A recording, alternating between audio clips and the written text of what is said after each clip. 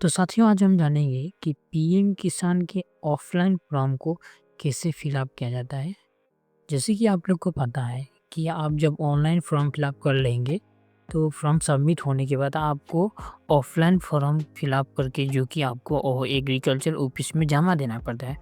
जो कि ये फॉर्म असम के लिए है। तो आप जब न्यू बेनिफिशियरी अप्लाई कर लेंगे उसके बाद आपको एक फॉर्म जमा करना पड़ता है जो कि यहाँ पे ऐसा है। और यह फॉर्म आपको मैं अपने यूट्यूब चैनल के या फिर लिंक में प्रोवाइड कर दूँगा, ये कैसे डाउनलोड करना है। तो वो फॉर्म सबमिट करके आपको जमा देना पड़ता है। तो इस फॉर्म को कैसे फिलअप किया जाता है और क्या-क्या डॉक्यूमेंट्स ज़रूरी है, तो इस पूरे प्रोसेस को देखने के लिए आप इस वीडियो को अंत तक देखिएगा ज़रूर। तो यहाँ पे पहले में लिखा हुआ है, सबसे ऊपर ही लिखा है एप्लीकेशन रेफरेंस नंबर। तो यहाँ पे जो अपना रेफरेंस नंबर है, या फिर आप ये नहीं भी ब्लैंक भी रख देंगे तो कोई ऐसा ऐसा नहीं है। आप यहाँ पे अपना एप्लीकेशन नंबर यदि आपको पता है, रेफरेंस आईडी, जो कि जब आप सबमिट करेंगे वहाँ पे आपको अपना रेफरेंस आईडी जनरेट हो जाएगा और उसको यहाँ पे फिलअप कर देना है। जैसे भी हो नंबर वहाँ पे यहाँ पे फिलअप कर देना है, ठीक है। इतना हो जाने के बाद आपको उसके बाद यहाँ पे नीचे जो है आपको सेल्फ डिक्लेरेशन फॉर्म, ये है जो एनेक्सर 1 बोलते हैं इसे भी। तो ये आसाम के लिए है, खासकर आसाम के लिए। तो आप ये फिलअप करके अपना देंगे। तो इसके लिए आपको इम्पोर्टेंट कुछ नोट्स देखना होगा। तो यहाँ पे जो लिखा हुआ है, जो ये फॉर्म फिलअप करना है आपको, उसको ब्लॉक लेटर में जो कि आपको कैपिटल लेटर्स में इसको फिलअप करना है। और इसमें से आपको यूज़ करना है black and blue pens, point pen, हाँ, यूज़ करना है। उसके बाद आपको नीचे आना है। इसके बाद ये जो है, ये आपको भूल कुछ बहुत कम ही करना है, अवॉइड एनी शॉर्ट्स। यहाँ पे आपको फॉर्म में जो है कुछ गलतियाँ नहीं करने के बराबर मत कीजिएगा और कुछ परिवर्तन मत कीजिएगा, ओवर राइटिंग मत कीजिएगा, हाँ। उसके बाद यहाँ पे लिखा है ओरिजिनल डॉक्यूमेंट्स जो देना है, 3 नंबर में लिखा है ओरिजिनल डॉक्यूमेंट्स भी आपको प्रोवाइड करना है और वेरीफाई होगा और उसमें फ़ोटो भी, हाँ। यहाँ पे जो आपको डॉक्यूमेंट्स अटैच करके देना है। उसके बाद हम जानेंगे फार्मर डिटेल्स में। तो आप जब नीचे आएंगे तो फार्मर डिटेल्स यहाँ पे आएगा, फार्मर डिटेल जो कि यहाँ पे लिखा है। और यहाँ पे आपको डेट देना है। जब आप सबमिट करेंगे तो वो डेट यहाँ पे प्रोवाइड कर दीजिएगा। उसके बाद पहला में लिखा है एरिया टाइप। एरिया टाइप आप कौन सा है, उर्बान है या फिर रूरल।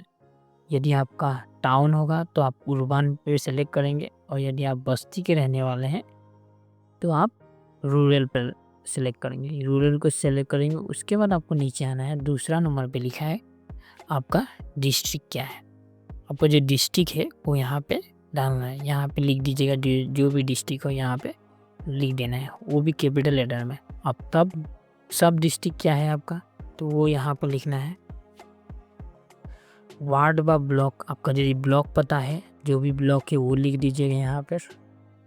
उसके बाद विलेज, आपका विलेज पड़ता है या फिर टाउन। जैसे कि आपका विलेज पड़ता है तो विलेज पर क्लिक करेंगे और विलेज का यहाँ पर नाम लिख देंगे, ठीक है। और फार्मर नेम, आप जो जिसका नाम है, जिसका नाम पे आप एप्लीकेशन जिसके नाम पे ये फॉर्म फिलअप किया गया है तो उनका नाम लिख देंगे।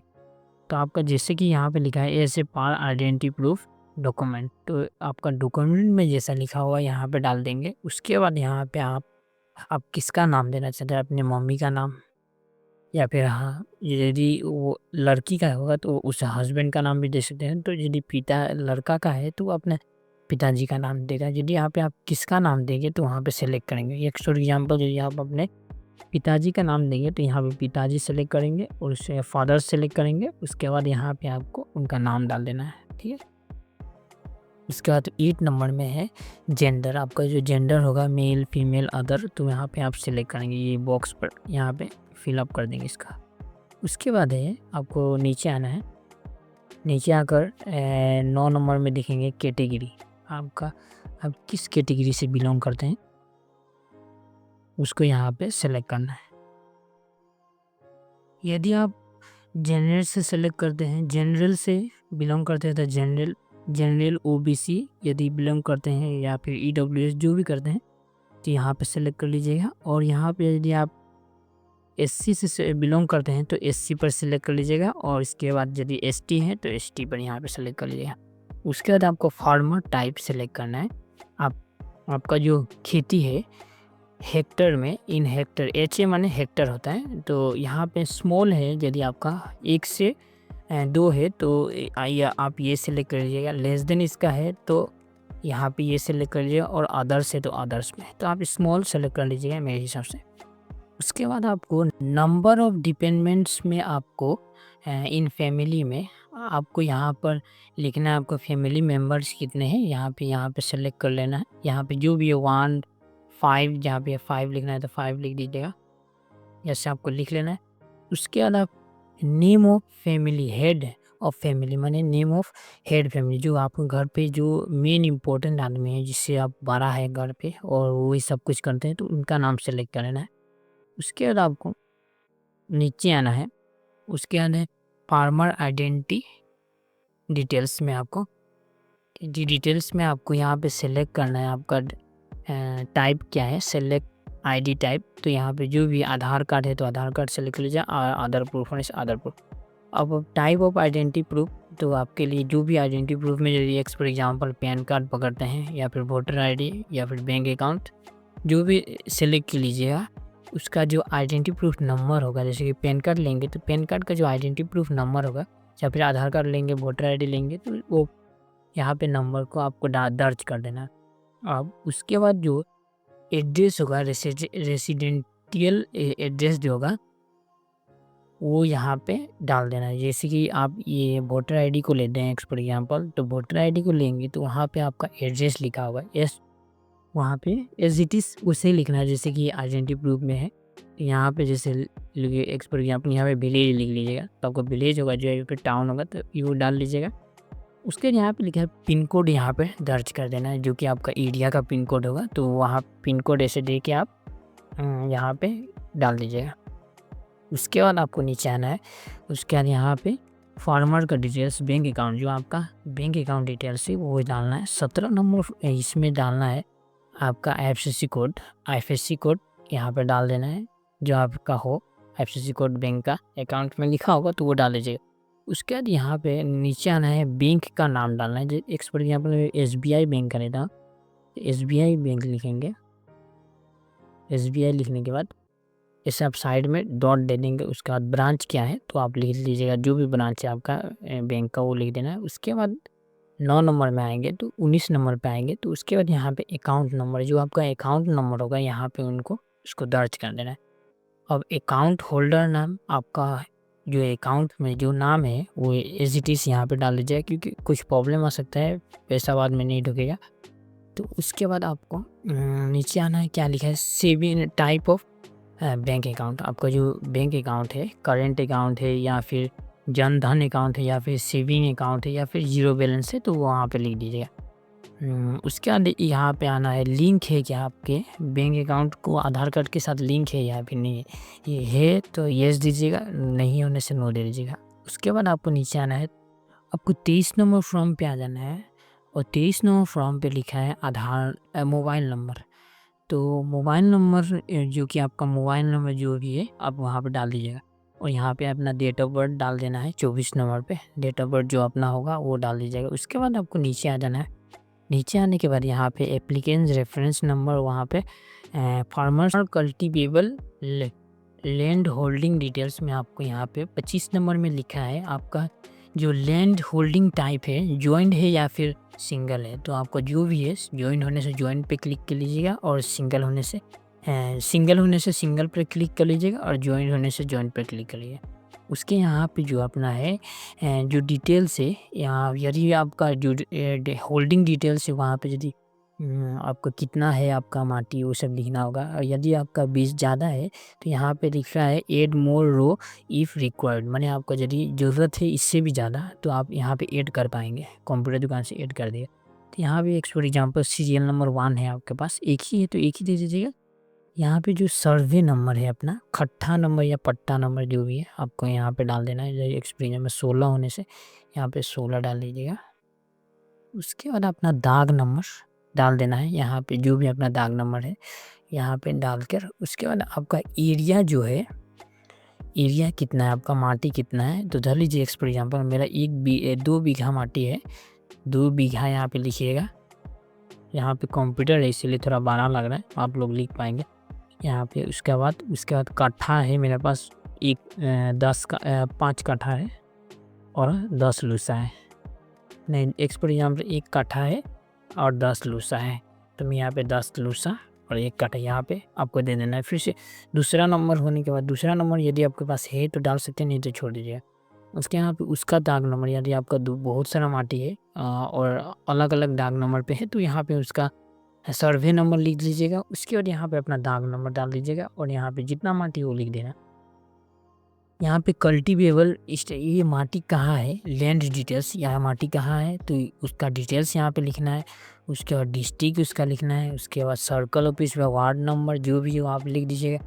अब विलेज व टाउन में है ये माटी, उसके बारे में लिखना है। पिन कोड क्या है वो लिखना है। यह माटी में आप कितना दिन से निवेश कर रहे हैं, माने इतना दिन से आप रह रहे हैं तो वो सन लिख देना है। सिंसियर आप कौन सा सन से रह रहे हैं, जो भी 2000 कितना है। और क्रोप आप क्या का खेती करें, नेम ऑफ कल्टीवेटेबल कल्टीवेट,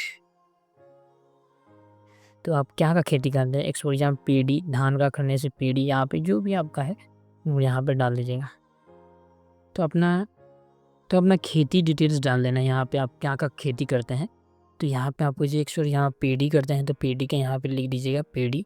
उसके बाद ओनरशिप कौन है माटी का, जो आप सेल्फ पे खुद ही हैं, तो ओनर यदि खुद हैं तो खुद लिख लीजिएगा। टेक ऑन लीज, तो आप यदि दूसरा कोई का है तो आप सेल्फ में, अपना है तो सेल्फ लीजिए, और फैमिली मेम्बर कौन है फैमिली मेम्बर ले लीजिए। अब यहाँ पे लैंड का मालिक कौन है, माटी का मालिक कौन है, name of owner, land owner, तो आप मालिक कौन है उसका यहाँ पे नाम डालना है, जो भी उनका नाम है। यदि आपके नाम पे है माटी तो आप यहाँ पे लिख लीजिए।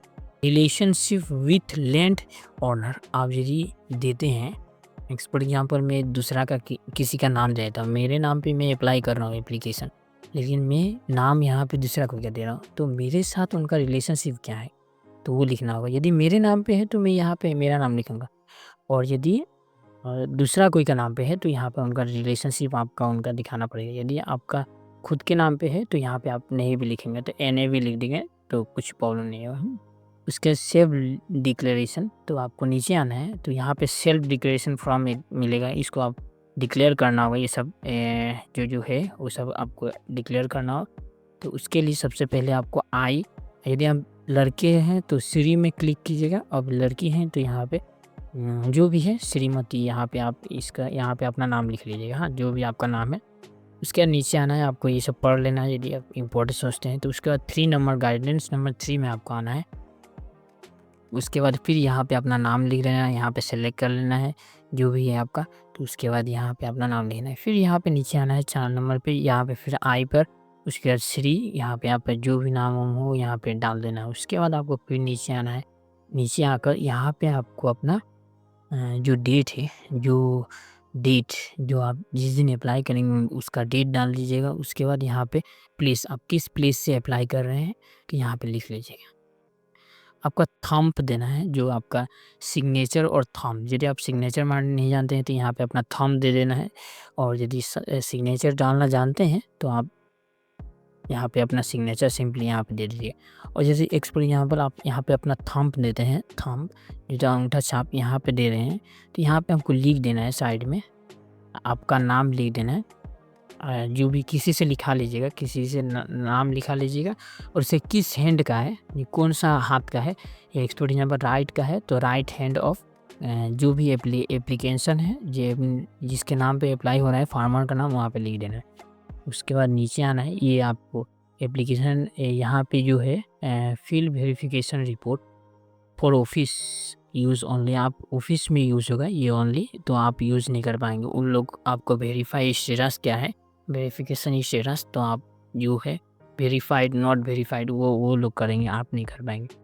यहाँ पे जो स्टेटमेंट्स आपने जो फिलअप किया है वो ट्रू है या फॉल्स है यहाँ पे लिखा रहेगा। आपको वो ऑफिसर से डिसीजन लेंगे और आप एलिजिबल है या नहीं है। यदि आपके ऊपर कुछ उन लोग ऑफिसर्स का कुछ गलती लगता है तो वो लोग यहाँ पे करेंगे, वो हम लोग का नहीं है रिपोर्ट। अब आपको सिग्नेचर लेना पड़ेगा, गांव बुढ़ा का या विलेज हेडमैन, ग्राम सेवक, उनका यहाँ पे सिग्नेचर लेना है, और उनका सील होगा और सिग्नेचर होगा। उसके बाद आपको लॉट मंडल का भी सील और सिग्नेचर लेना है। उसके बाद एईए जो कि एग्रीकल्चर का ऑफिसर हैं, तो उनका यहाँ पे सील और सिग्नेचर लेना है। और उसके बाद आपको एग्रीकल्चर डिपार्टमेंट के एडीओ सर से भी आपको ये लेना है, एडीओ सर का सिग्नेचर सील लेंगे। और यहाँ पे रेवेन्यू सर्कल ऑफिसर, यहाँ के जो सर्कल ऑफिस के जो हेड रहते हैं, ऑफिसर रहते हैं, उनका भी सील सिग्नेचर चाहिए। उसके बाद आपको अपना डॉक्यूमेंट्स जो कि अपना डॉक्यूमेंट्स जो है आपका Aadhaar card, ration card, voter ID, Aadhaar card, bank passbook, जमाबंदी जो आपको यहाँ पे डाल के ऑफिस में जमा देना है। उसके बाद यहाँ पे आपको एप्लीकेशन रेफरेंस एक्नॉलेजमेंट रिसीव मिल सकता है यदि ऑफिस से देंगे। तो उसके बाद ये फॉर्म वो लोग ऑफिस का है, आप फॉर्म नहीं फिलअप करेंगे ऑफिस। और इतना ही था, ईजी था, कोई इतना हार्ड नहीं था जो कि ये फिलअप करना। तो आप देख सकते हैं किस प्रकार आप इन बातों का, और जो आपको फॉर्म भरना है वो सावधानी पूर्वक भरना है, क्योंकि कुछ गलतियाँ के कारण आपका फॉर्म रिजेक्ट भी हो सकता है। तो फॉर्म भरने से पहले आपको ये वीडियो पूरा देख लेना है। उसके बाद ही यदि कुछ प्रॉब्लम होता है तो आप कमेंट में बोल सकते हैं, मैं उन प्रॉब्लम को सॉल्व करने का पूरा प्रयास करूँ।